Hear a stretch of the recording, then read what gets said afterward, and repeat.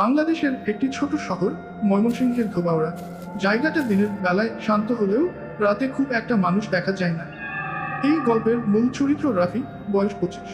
সে ঢাকায় চাকরি করে, কিন্তু মা অসুস্থ হয়ে পড়ায় তাকে হঠাৎ করে গ্রামের বাড়িতে যেতে হয়েছিল।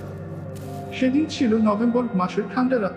রাফি ঢাকায় কাজ শেষ করে শেষ বাসে উঠে ময়মনসিংহের দিকে রওনা দেয়। বাসে মোট 8-10 জন যাত্রী ছিল। মধ্যরাতে বাসটি একটি বড় ব্রিজ পার হওয়ার সময় হঠাৎই বাস থেমে যায়। ড্রাইভার বলে, গাড়ির সামনের রাস্তা ভেঙে গেছে, একটু ঘুরে যেতে হবে। রাত বেশি হওয়ায় কেউ তর্ক করেনি। বাসটি অচেনা এক কাছের রাস্তায় ঢুকে পড়ে। চারপাশে অন্ধকার, শুধু হেডলাইটের আলো। রাফি জানালার পাশে বসেছিল। কিছু দূর যাওয়ার পর সে দেখে রাস্তার মোড়ে একজন লোক দাঁড়িয়ে হাত তুলছে।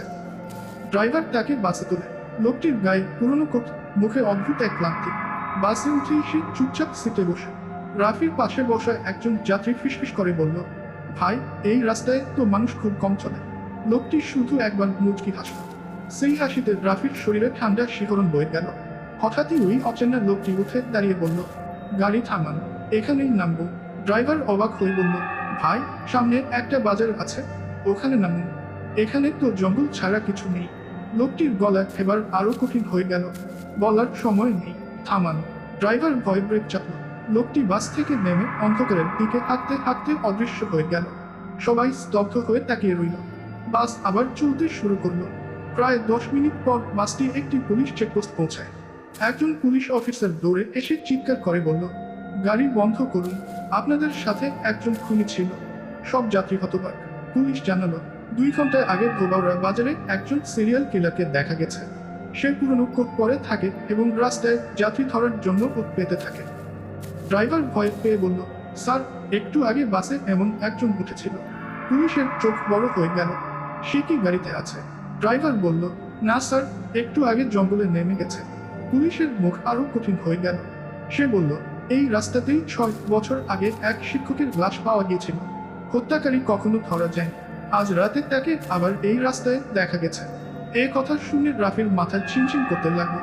লোকটি কি সত্যি জীবিত ছিল, নাকি কোনো পুরনো ঘটনার ছায়া? যে জায়গায় সে নেমেছিল সেখানে চারপাশে শুধু গাছপালা, কোনো বাড়িঘরের চিহ্নও নেই। পুলিশ জঙ্গলে খুঁজতে ঢুকে গেল আর বাস এগিয়ে চলল। রাফি বাস থেকে নেমে বাড়ির দিকে হাঁটছিল। রাত তখন প্রায় 2টা। চারপাশে নিস্তব্ধতা। হঠাৎ তার ফোনে একটা মেসেজ আসে, একটি অজানা নম্বর থেকে। মেসেজে লেখা, ধন্যবাদ, আমাকে নামতে দিয়েছিলে। রাফির হাত পা ঠান্ডা হয়ে গেল, কারণ বাসের সেই লোকটি তার সাথে কোনো কথা বলেনি। কিন্তু সে রাফির নাম জানলো কিভাবে? রাফি চারপাশে তাকিয়ে দেখে রাস্তা ফাঁকা, বাতাস থমকে আছে, আর দূর থেকে জঙ্গলের ভেতর থেকে যেন কারো পায়ের শব্দ ভেসে আসছে। সে দৌড় দিতে চাইল, কিন্তু মনে হলো কেউ তার দিকে তাকিয়ে আছে। এই রাত সে কোনোদিন ভুলতে পারবে না।